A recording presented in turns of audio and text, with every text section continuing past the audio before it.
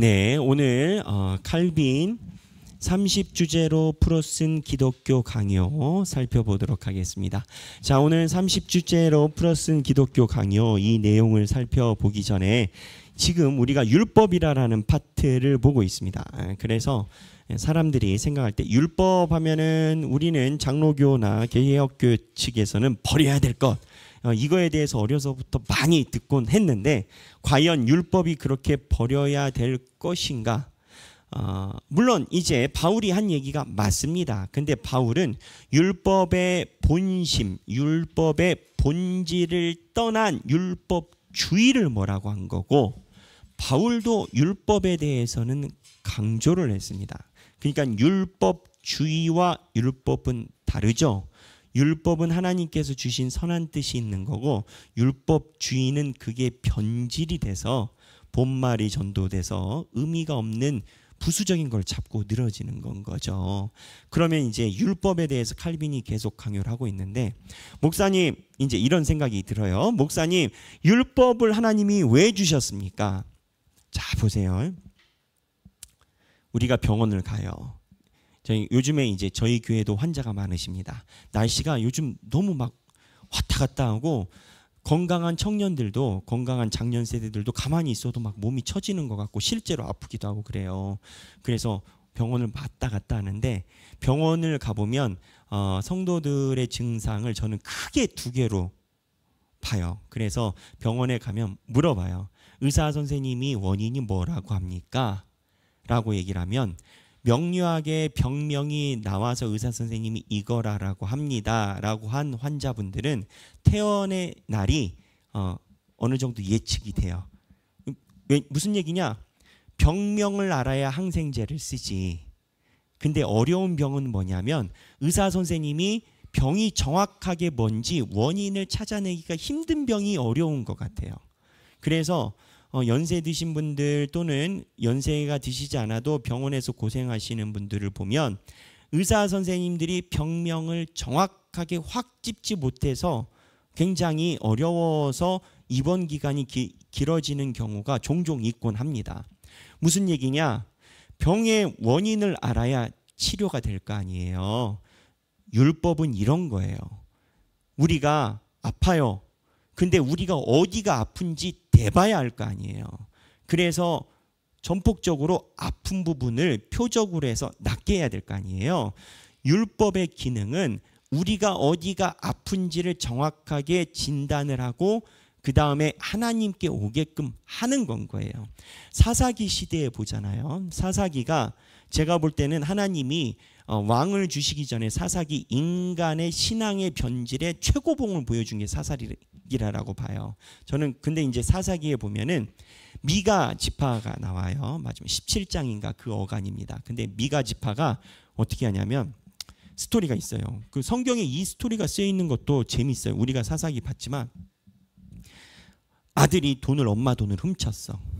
그래서 엄마는 이 돈이 누가 훔쳐갔는지 몰라가지고 하나님께 기도를 했어. 저주해달라고, 돈 훔쳐간 사람을.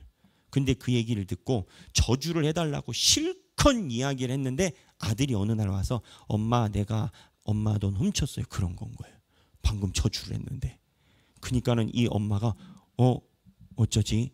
야, 이거는 저주가 아니라 하나님이 우리 집안을 살리신 것이다. 그래가지고 그 돈 가지고 뭘 했냐? 그 돈 가지고 신상을 만들어요. 하나님께서 주신, 이제 지금 우리말로 얘기하면 꽁돈 생겼다. 응? 이제 이거는 저주의 돈이 아니라 꽁돈이다. 본인이 열심히 개념을 바꿔가는 거지. 신상을 만들어 놓으니까, 집에다가 신상을 놓으니까 어떻게 이 신상 가지고 뭘 해야 될 거 아니에요. 에? 뭐 종교 행위를 해야 될 거 아니에요. 종교 행위를 해야 이 신상이 계속 빛을 발하지. 그러다가 지나가다가 레위 족속인데 유리방랑하는 레위 족속 하나를 만나게 된 거예요. 그래서 어떻게 되냐면 그 레위 족속한테, 야, 내가 월급 두둑이 줄게. 우리 집에 와서 신상 제사장 좀 해라. 그래서 레위 족속이 가가지고 그 집안의 신상 앞에, 우리로 따지면 불상이겠죠. 거기서 이제 레위 족속이 그러고 있는 건 거예요. 이게 사사기에 나와요. 무슨 얘기냐? 하나님의 율법이 없으니까 자기가 하는 종교적 행위가 맞는 줄 알아. 근데 신앙인들이요, 자기가 하는 종교적 행위와 하나님이 요구하시는 믿음의 그 온도차를 느끼지 못할 때가 굉장히 많아요. 우리랑 가깝지 않으니까 자주 제가 한 얘기가, 우리 어르신들이 처음에 기독교 들어왔을 때 물 떠놓고 뒤에 가장 큰 나무에다 갖다 놓고 비나이다 비나이다 산신령 비나이다 하다가 예수 믿고 그거 물 치우고 성경책 놓고 비나이다 비나이다 하나님 천주신이여 이러고 빌었다라는 거 아니겠어요? 실화예요. 그러니까 사람들이 하나님을 믿는다라고 할 때 믿는 것도 배우는 건 거예요. 믿는 것도 자세를 바꿔가는 건 거예요. 그래서 교회에서 목회할 때 보면 자기가 다 안다 하는 사람이 제일 변화가 없어요. 왜냐하면 자기가 다 아니까 배울 게 없어. 목사님이 아니라 목사님이 와도 배울 게 없어. 자기는 다 알아. 어떻게 다 아냐? 직통 계시 받는데 그래가지고 뭐 기도하거나 마음으로 또는 묵상할 때 하나님 받는데, 이게 이제 미가 신당에서 자기 소견에 오른 대로 신앙생활하는 변질된 신앙 아니겠어요? 그럼 이거를 맞는지 안 맞는지 어떻게 이거를 분간하냐고. 간단해요. 말씀이에요. 이 말씀이 율법이에요. 지난번에 한 분이 저한테 오셔서 저한테 이런 얘기를 해주셨어요. 아주 지혜로운 말씀이고 현실적인 얘기인데, 목사님, 우리 평신도들은 율법하면 10계명만 생각을 해요. 그러니까 이 율법이 10계명을 얘기를 하시는 겁니까? 뭡니까? 아주 좋은 말씀이세요. 지금 칼빈이 얘기를 하는 건 10계명을 넘어서 총체적인 광범위한 우리의 삶을 이야기를 해요. 그러니까 삶의 태도를 이야기를 해요. 예를 들어 현대인들 중에 그런 사람들 많아요. 나는 하나님 믿는데요. 근데 주일 성수 안 해. 본인이 괜찮대, 마음만 있으면 된대. 성경이 그렇게 얘기를 하냐고. 성경은 상번제와 안식일과 매일 드리는 제사가 나오고 그 제사에 대해서 여러 가지 제사법이 나오는데, 아니 성경에 나온 대로 안식일 또 하나님이 주의 날, 요한계시록에 주의 날이 나오고 저희가 직분자 교육 때 다 가르쳤잖아요. 안식일의 완성이 예수 그리스도고 예수 그리스도가 부활하신 주의 날을 지킨다고. 성경에서 이야기한 주의 날과 하나님의 회집의 날, 모이는 날을 섬기지 않으면서 나는 독실한 기독교인이래. 그런 사람이 유럽에도 많고 그래요. 미국에도 많아. 교회 한 번을 안 가. 그리고 예배 한 번을 안 드려. 그러면 그 사람들이 아예 뭐하냐? 그 사람들이 그러한 마음을 가지고 있는 베이스는 뭐냐면 자기 나름대로 명상의 시간을 자기가 갖고 있는 거예요. 집에서 아침에 일어났을 때 한 5분 정도 앉아서 좋은 얘기 듣고 또는 뭐 성경이 되겠지. 그러니까 명상의 시간을 내가 늘상 가지고 있으니까 하나님을 섬기고 있다라고 착각하는 건 거예요. 마치 미가의 산당처럼. 미가의 산당이 그런 거 아니에요. 거기 사사기에서 자기가 소견에 오른 대로 돈 많으니까 어디서 목사님 하나를 고용했어. 레이지파를 고용해가지고 예법도 없고 성경에 있지도 않은 예법으로 예배를 드리. 그래놓고 자기 집에다가 지금으로 따지면은 교회 하나 세워놓고 목사적 자격도 없고 아무것도 없는데 여기가 교회래. 그리고 여기서 하면 신앙인이래. 그게 이제 사사기에 나오는 건 거예요. 근데 백영기 목사님이 정통교회, 조직교회의 목사님이라 이런 얘기를 하나 보다라고 오해할 수 있지만, 칼빈이 그 오해가 아니라 이런 것에 대한 기준이 성경에 있고 그게 율법이다라는 차원에서 지금 율법을 이야기를 하는 건 거예요. 무슨 얘기냐? 율법을 알아야 내 신앙이 바른지 바르지 않은지 알아요. 그래서 바르지 않아서 너 지옥 간다 심판하려는 게 아니라 병의 원인을 알아야 항생제가 들어가지. 내가 신앙이 바르지 않음을 알고 나서 하나님 앞에 살아가려고 노력을 해봐요. 그럼 되는 것도 있고 안 되는 것도 있어요. 안 되는 게 더 많아. 그럼 어떻게 돼요? 하나님 앞에, 하나님, 나는 성경에서 가르쳐 주신 건 이해를 했는데 내 삶이 이렇게 안 돼요. 너무 속상해요. 하다가 또 안 돼. 그럼 어떻게 돼요? 전부여 의지 없어서. 그래서 예수 그리스도의 능력과 보혈이 필요하구나로 가는 건 거예요. 근데 예수의 능력과 보혈이 필요한 줄 알려면 일단 내가 죄인인 걸 알아야 되잖아요.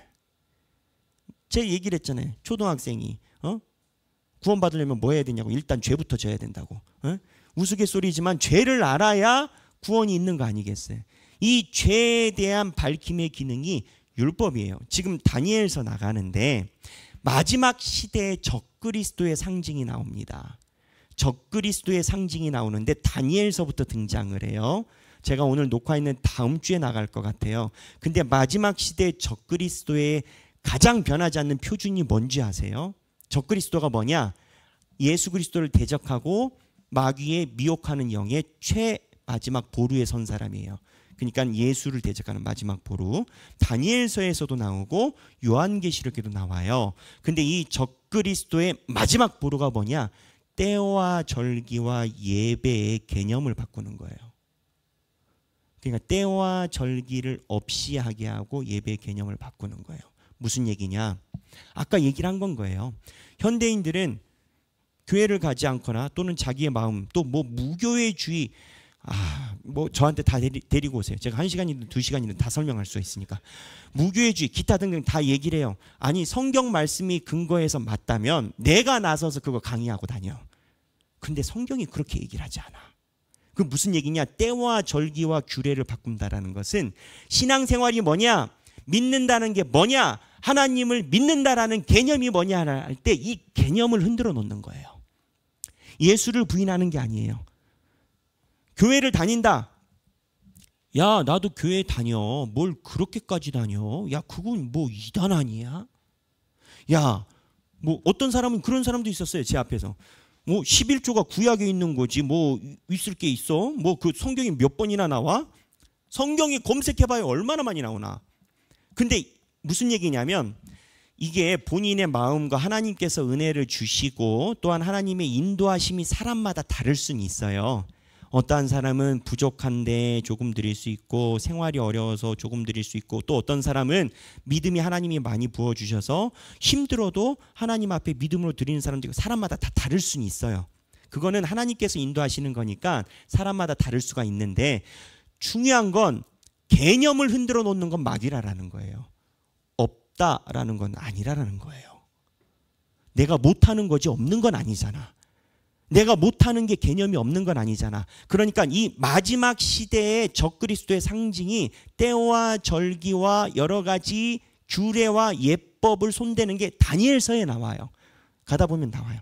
다니엘서 적그리스도의 상징이. 이게 요한계시록에도 나와요. 교회에 대한 형태와 개념도 마찬가지예요. 신앙생활도 마찬가지예요.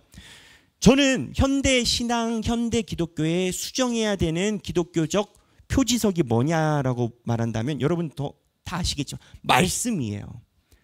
교회가 말씀으로 학원을 다녔으면 성적이 올라야 될 거 아니에요. 성적이 뭐예요? 수능 시험에 나오는 점수가 올라가야 될 거 아니에요. 교회를 다녔으면 하나님을 만났을 때 성적이 올라가 있어야 될 거 아니에요. 그러면 하나님이 낸 시험 문제에 성적이 올라가는 방법은 뭐예요? 하나님의 말씀대로 사는 거예요. 말씀대로 사는 건데 말씀을 알아야 말씀대로 살지 말씀을 모르는데 어떻게 말씀대로 사냐고. 근데 교회에서 한국 교회에서의 어려움과 과도기적 실수가 뭐냐면 말씀이 없는데 사는 것이 되는 줄 알아서 본인이 착각해서 내 안에 말씀이 많은 줄 알아. 죽을 때까지 성경 한 번을 제대로 안 읽어보놓고 그거를 한국 교회가 묵인하고 지나갔다라고 저는 생각을 해요.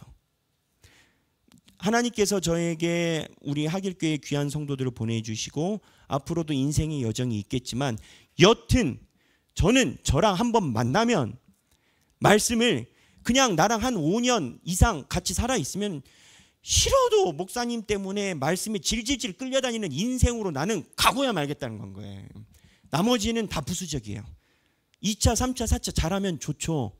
근데 2차, 3차, 4차 잘한다고 1차 안 하는 게 메이크업 보수되지 않아요. 2차, 3차, 4차 잘하는 것이 1차를 충당하거나 보수하지 않아요. 말씀은 말씀으로만 오롯이 서요. 그러니까 이게 지금 율법에 대한 설명에서 이 전체적인 그림을 이야기 드린 건데 율법의 기능이 뭐냐?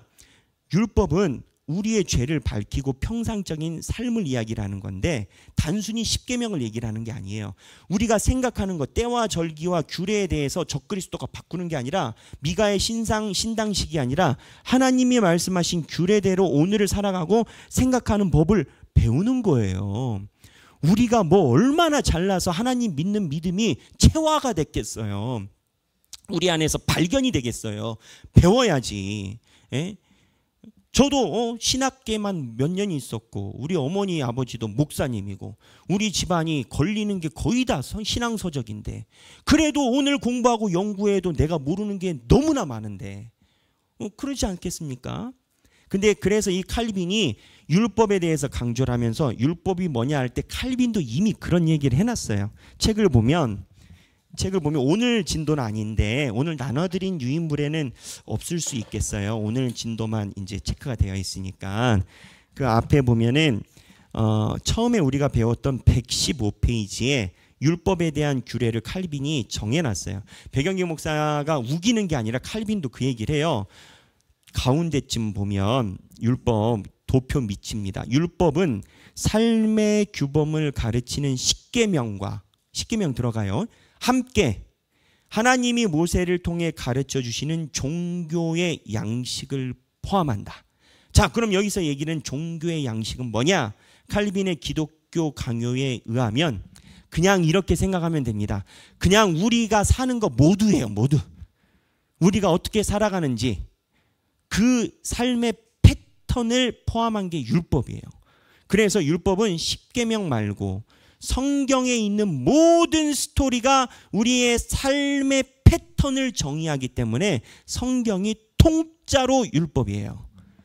그래서 이 성경을 아는 자가 내 삶의 방향이 맞았는지 틀렸는지 영점 교정이 가능하고 율법을 통해서 영점 교정을 한 사람이 예수 그리스도가 필요한 거고 예수 그리스도가 필요하지 않은 사람은 본인이 원하는 신상대로 자기의 종교의 상을 만들어요.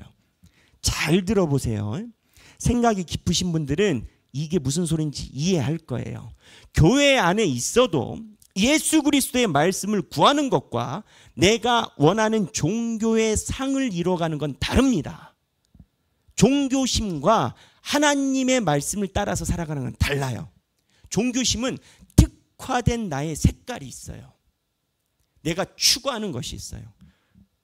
근데 처음에는 다 그래요. 누구나 다 처음에 추구하는 바가 다 그래요. 왜? 우리는 미약하니까. 근데 하나님이 사랑하시면 이거를 성장하게 해주세요. 어떻게 성장하게 하시냐? 말씀으로. 내 안에 있는 종교의 상을 이게 하나님의 말씀이 아니라 나의 기본적인 종교적 인간이 가지고 있는 내세적 그리고 내가 추구하는 요즘 아이들 말로 비전, 꿈의 허상이구나를 어떻게 하느냐? 하나님의 말씀을 비출 때 이걸 알아요.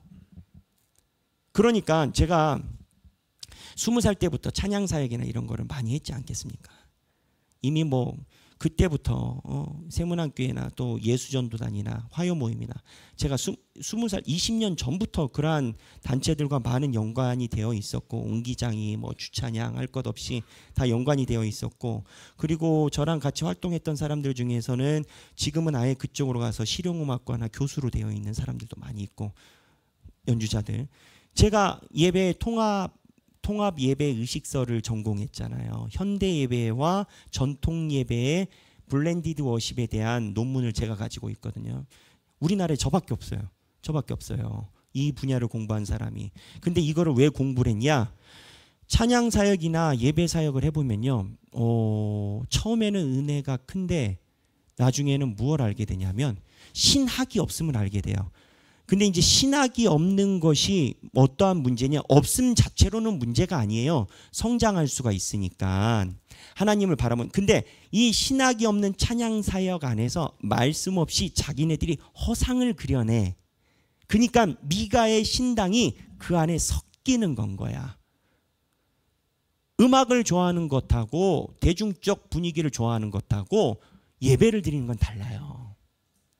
똑같은 행위를 할지라도 그 안에 하나님께 예배 드리는 것과 이렇게 무언가 콘서트적 느낌을 가져가는 것하고는 달라요. 우리 교회가 열린 예배를 지향하고 있고 찬양을 많이 하는 교회이기 때문에 자신 있게 이야기할 수가 있어요. 그러한 사역을 내가 배척하는 게 아니에요.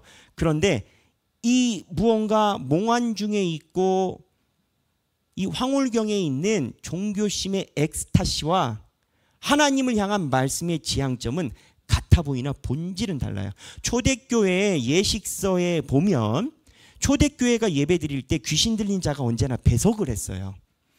귀신 들린 자들이 같이 왔다고. 그래서 예배 드릴 때 귀신 들린 자들에 대한 초대 고문서에 기록이 있고, 초대 고문서는 귀신 들린 자들이 예배에서 나타나서 표징을 할 때 쫓아내는 역할을 했어요. 한번 걸러내. 왜냐하면 제가 볼 땐 영충이에요. 영충들은 신비한 카타르시스가 있으면 거기에 가. 어른들도 마찬가지예요. 내가 기도에 빠졌어요. 기도에 막 주여 주여 해가지고 방언 받았어. 대단해. 근데 이 대단해가지고 무언가 여러분 방언 받아보신 분들은 아시겠지만 방언 처음에 받으면요, 뭐라고 해야 될까? 너무 신비해요. 이거는 아예 세계가 달라. 근데 이 세계가 다르고 영적인 신비가 보이는데, 이 영적인 신비가 하나님의 말씀에 닷을 안 내리잖아요. 제 표현입니다. 영적인 좀비 돼요. 그래서 맨날 어디 기독교 무당 돼버려요. 근데 이제 이게 상이 생기는 거거든요. 인간은 그 안에 하나님의 말씀으로 채우지 않으면 상이 생겨요. 무슨 얘기냐?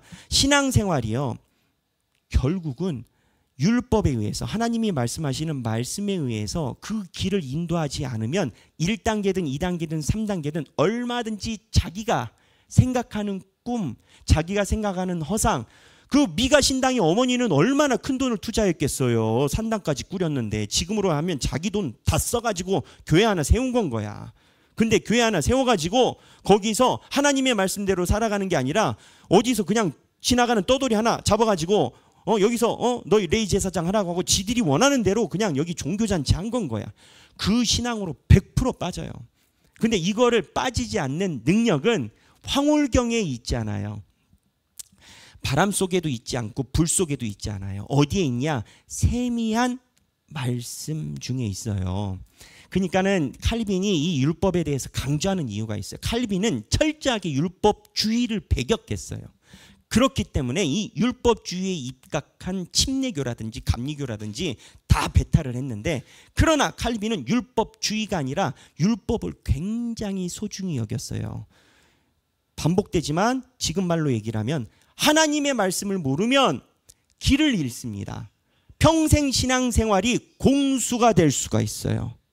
하나님의 말씀을 지향하지 않으면 평생 동안 교회에서 한 행동이 나중에 임종할 때 하나도 도움 안 될 수 있어요.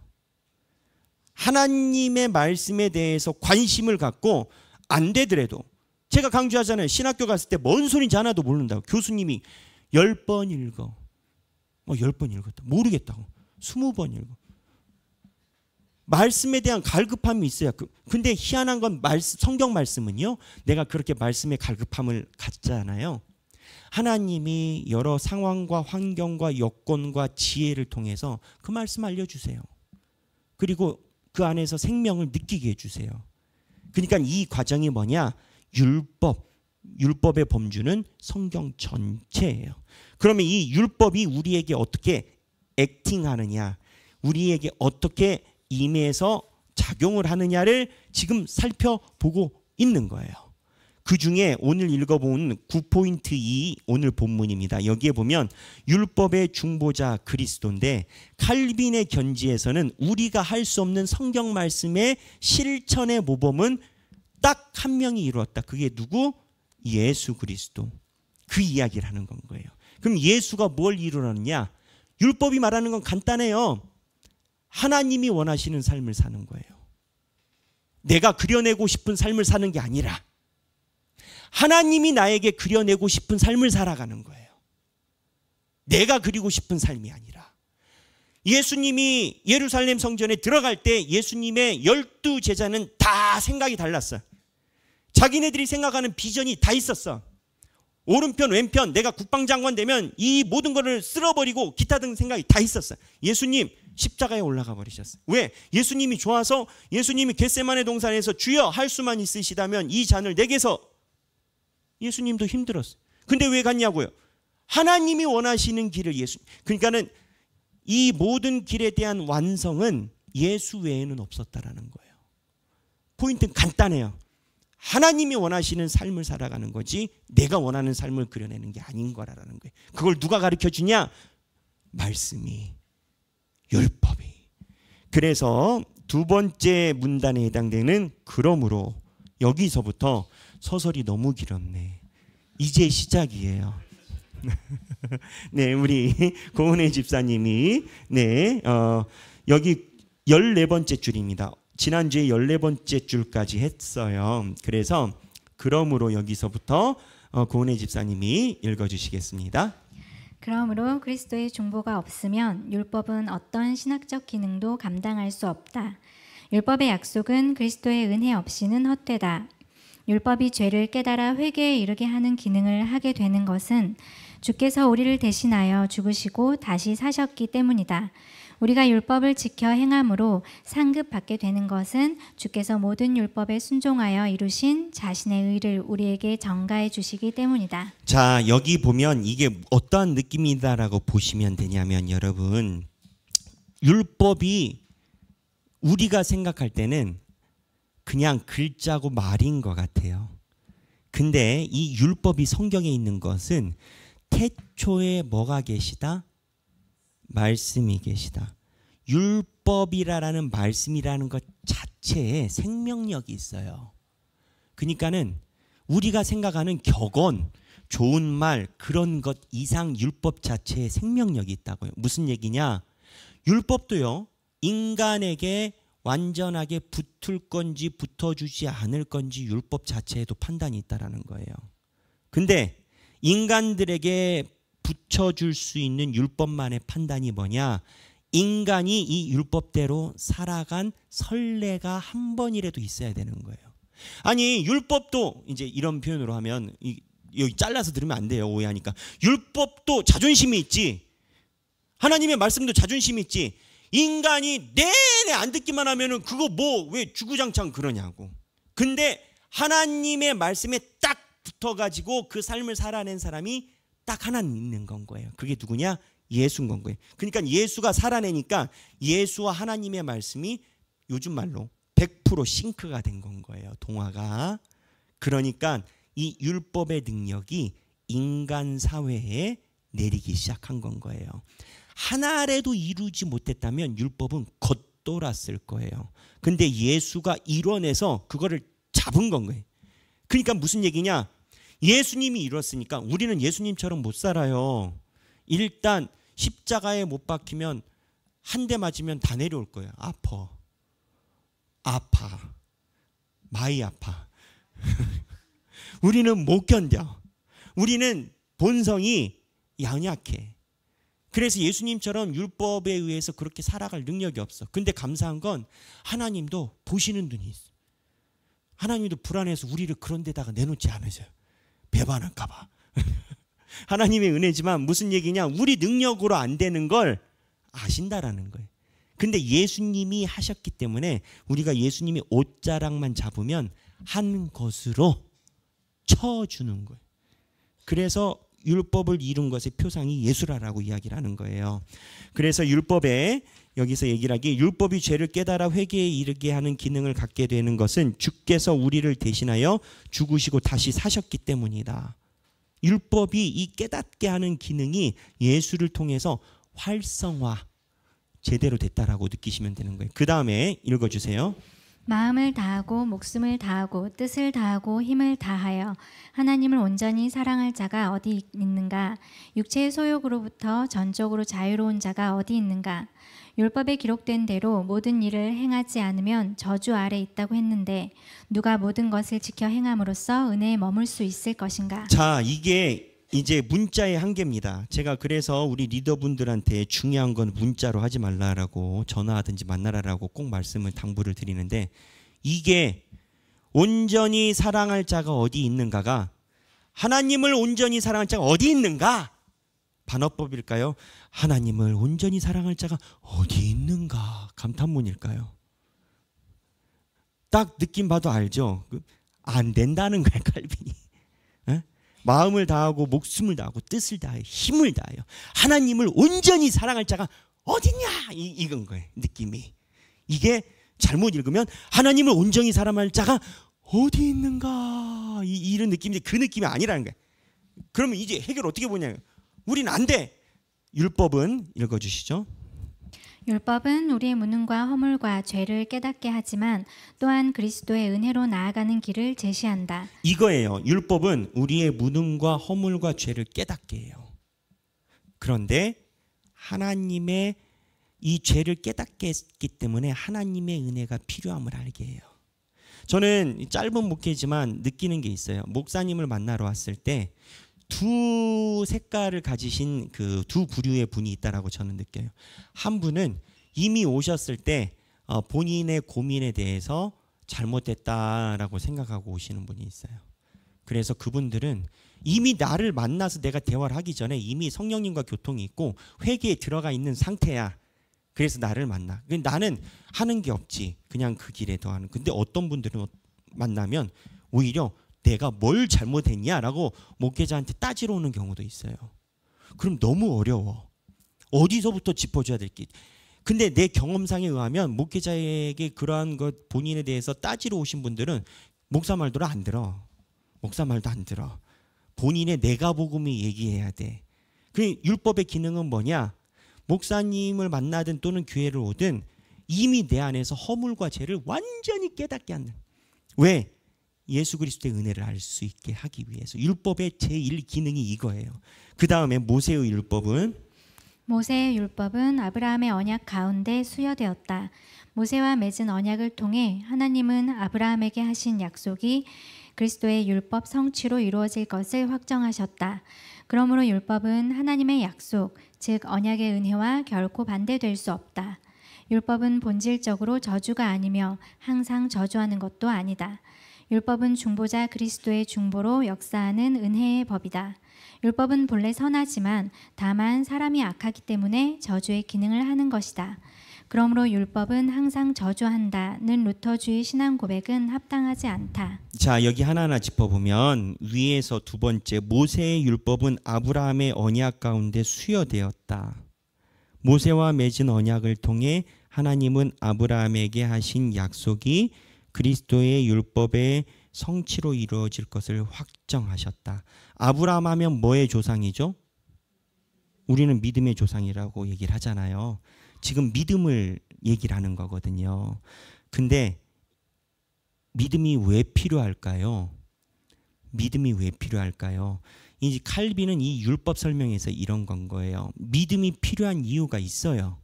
믿음은 추상적인 개념이에요. 눈에 보이지 않는 거이기도 해. 어쩌면 신념이기도 해. 근데 신념이 필요한 경우가 있어요. 어떤 경우에 신념이 필요하냐?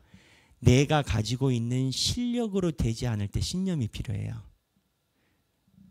그러니까 내가 이대로 수입을 가져가면 1년 만에 100억 부자가 돼. 그러면 자기가 예상해서 난 100억 부자가 된다 라고 이야기를 하는 걸 사람들이 믿음과 신념이라고 표현하지 않아요. 그건 자기 벌이가 날마다 10억씩 있으니까 1년 되면 100억 부자 되겠지. 그거는 자연적으로, 좀 어려운 말로 하면 기계론적으로 되는 건 거예요. 그런데 돈이 한 푼도 없어. 오늘 간신히 밥 먹고 살았어. 그런데 나는 10년이 지나면 100억 부자가 될 거야 라고 얘기를 하면 사람들이 뭐라고 얘기를 해요? 참 믿음도 좋다. 그래요. 이 무슨 얘기냐? 하나님이 아브라함에게 믿음의 조상이라고 얘기를 했잖아요.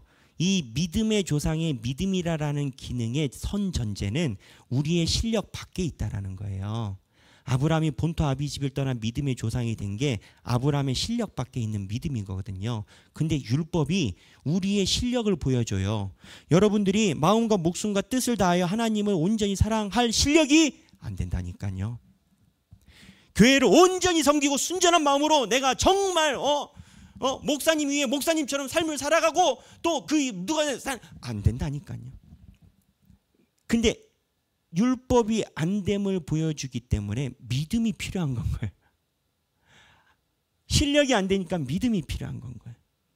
그냥 율법은 믿음을 불러와요. 그러니까 아브라함 때부터 믿음이, 아브라함이 자기의 실력이 안 돼서 가졌던 믿음이, 율법이 내가 의인이 될 것 같이 여겼지만 의인이 안 되는 현상을 보면서 내 실력으로 안 되는 그 믿음, 의인이 아닌데 의인이 돼야 되겠어. 그러면 무언가 이걸 바라는 상이잖아. 그래서 이 믿음은 실력 밖에 있어요. 실력 밖에. 내가 할 수 있는 능력으로 기도해서 이루어지면 그게 믿음의 영역이 아니라 순리대로 사고가 없이 그냥 간 거예요. 근데 이 죄와 의의 부분도 마찬가지. 내 죄성으로 되지 않는, 그러니까 나의 의인의 감각, 나의 성스러움으로 되지 않는다라는 걸 느껴야 내 윤리적인 신앙적인 부분에 믿음을 요청한다라는 거예요. 칼빈은 이 맥락에서 아브라함의 믿음을 율법에서 믿음으로 끌어오고 예수 그리스도에서 믿음의 완성으로 가져가요. 이해되십니까? 그러니까 내가 좋은 기독교인이 아님을 깨달아야 내가 좋은 기독교인으로 만들어 주실 하나님을 믿는다고. 가만히 있어도 내가 좋은 신앙인이 될 것 같은데 믿음이 왜 필요하냐고요. 내가 생각할 때 나는 공자보다 낫고 석가보다 낫고 마호메 부드보다 낫고 세상에 있는 윤리보다 나아. 그러면 오늘보다 내일이 나을 것 같아. 내 실력으로. 그건 믿음이 아니에요. 그건 믿음이 아니에요. 그건 자기가 가지고 있는 계획이지. 그러니까 율법은 우리의 실력 없음을 보여주고 우리의 신앙적인 실력 없음은 그럼 이대로만 있으면 죽잖아요. 지옥 가잖아. 우리의 실력 없음은 우리의 실력밖에 없는 실력 밖에 있는 하나님의 믿음을 요청하는 거예요. 그래서 이 구조를 가지고 있다는 건 거예요. 그래서 아브라함을 끌어오고 책을 보면 그러므로 율법은 하나님의 약속 즉 언약의 은혜와 결코 반대될 수 없다라고 이야기를 해요. 갈라디아서 3장 13절 14절. 왜냐? 이렇게 보면 율법과 하나님의 믿음의 은혜의 언약은 한 짝이에요. 동전의 앞면과 뒷면이에요. 그러므로 율법은 본질적으로 저주가 아니고 항상 저주하는 것도 아니고 율법은 원래 병명을 밝혀서 슈퍼 항생제를 투여하기 위한 본래 선하지만 다만 사람이 악하기 때문에 율법의 선한 기능이 아니라 저주의 기능을 가져간다라는 거예요. 지난번에 제가 얘기를 했잖아요. 우리 하길교회 처음에 오셔서 성도분들이 한 번 넘어가는 산이 있다고. 본인들이 다른 교회에서도 신앙생활 잘했어요. 그리고 나는 신앙생활 잘한다라고 느꼈어. 저희 하길교회 설립 때도 있었던 일이에요.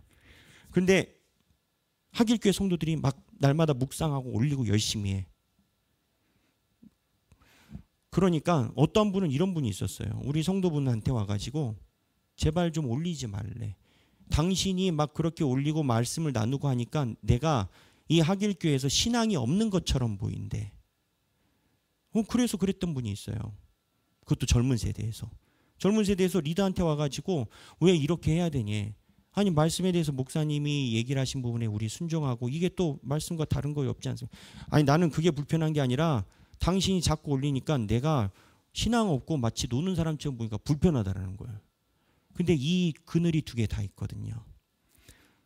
하길교회의 흐름이 그분이 신앙이 없음을 드러내는 데 있어요? 그러지 않아요. 근데 율법이 지난주에 설명했잖아요. 율법은 죄인이라고 말하는 데 목적이 있지 않아요. 하나님의 말씀을 가는 길을 비췄을 뿐이에요. 근데 이 하나님의 말씀에 가는 길에 동행하지 않은 사람은 가만히 서 있어도 죄인처럼 느껴지는 거예요. 그늘이 생긴 건 거예요. 그래서 율법이 정죄하는 그 기능은 율법의 그늘이에요. 율법이 죽이려고 나타난 게 아니라 빛이 아니면 어둠이지. 중간이 어딨어. 빛이 비추니까 어둠이 어둠인 줄 깨닫지. 요한복음에 그러잖아요. 태초에 빛이 있으니라 하지만 이 어둠이 빛을 깨닫지 못하느니라 라고 나오잖아요. 요한복음에. 태초에 빛이 있었는데 이 어둠이 빛을 깨닫지 못하느니라 라고 나오는데 그 성경을 찾아보고 싶지만 시간상 다음에 패스. 그래서 율법의 기능은 사람이 떨어지거나 잘못했다라는 것에 있는 것이 아니라 하나님의 길을 가는 것뿐인데 율법의 견제 안에 서 있으면 그 사람이 그 상대적으로 그걸 느낀다라는 거예요. 그래서 율법은 본래 선하지만 다만 사람이 악하기 때문에 저주의 기능을 율법의 그늘을 가져간다라는 거예요. 그러므로 율법은 항상 저주한다는 루터의 신앙 고백은 합당치 않다. 그러니까 칼빈은 루터의 이 파트를 동의하지 않아요. 그리스도의 의를 전가받은 사람에게는 읽어보죠. 그리스도의 의를 전가받은 사람에게는 율법이 삶의 규범으로 작용한다. 그리하여 빛과 같이 내면을 밝히고 꿀송이같이 단맛으로 영혼을 깨우는 기능을 수행한다.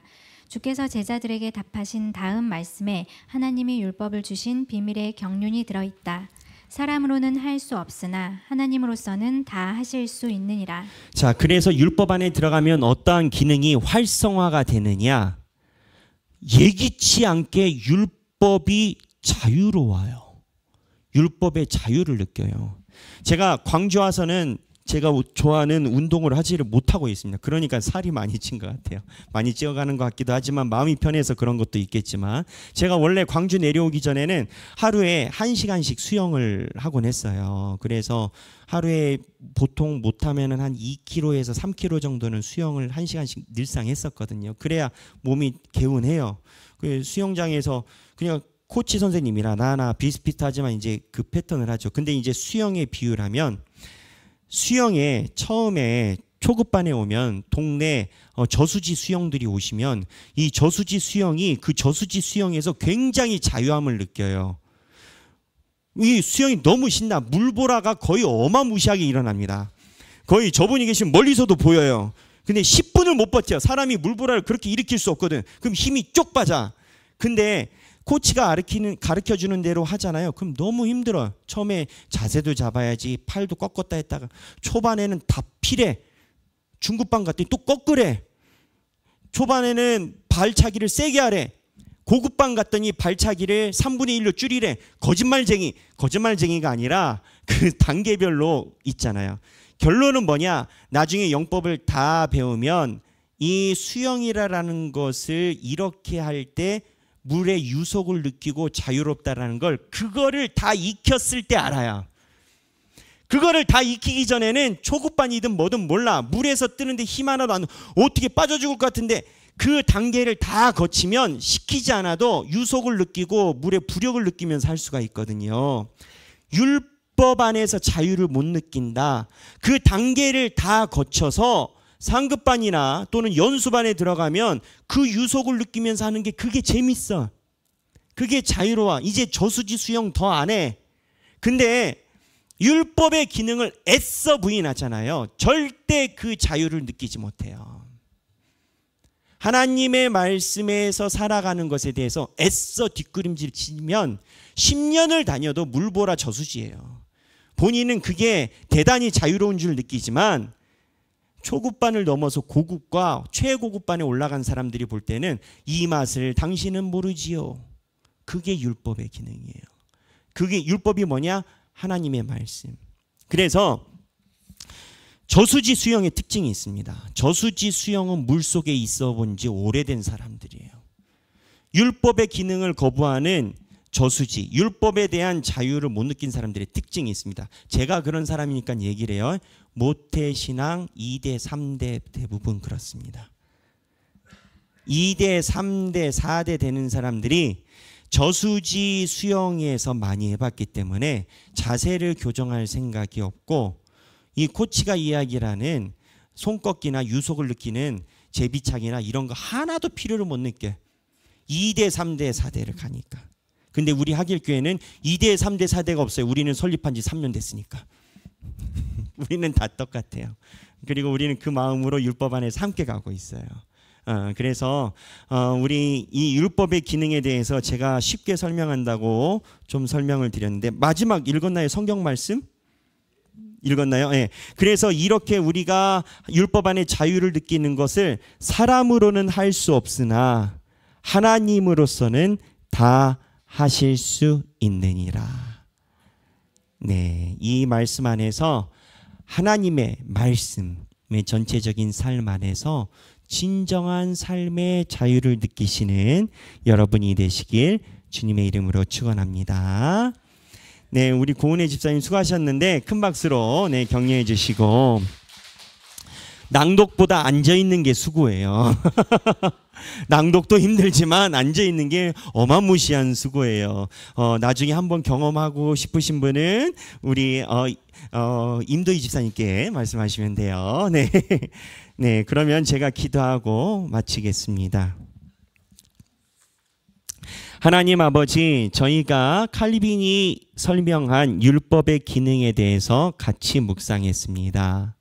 주여, 우리가 그냥 아는 데서 미가의 산당처럼 우리 소견에 오른 대로 신앙생활하는 것을 거부하고 하나님의 말씀 속에 살아가려고 어렵고 어려운 칼빈의 이야기도 들어보고 살펴보기도 힘든 다니엘 이야기도 살펴보고 합니다. 주여, 우리 하길교회 성도들이 하나님이 가르쳐 주시는 대로 손모양도 발모양도 삶의 자세도 살아가 보려고 하니 주여, 우리 성도들에게 길이 되어 주시고 주님께서 모든 것의 인도자가 되어 주옵소서. 율법, 즉 말씀을 통해서 하나님을 만날 수 있다라고 칼빈이 기독교 강요에서 누차 강조를 합니다. 우리가 말씀 안에서 하나님의 숨결을 느끼게 하여 주옵소서. 이제는 우리 주 예수 그리스도의 은혜와 하나님 아버지의 극진하신 사랑과 성령님의 감동감화 교통하심이 하나님의 말씀의 은혜 속에서 살아가기 원하는 사랑하는 모든 주님의 백성들 머리 위에 지금으로부터 영원토록 함께 계시길 성부와 성자와 성령의 이름으로 간절히 축원하옵나이다. 아멘.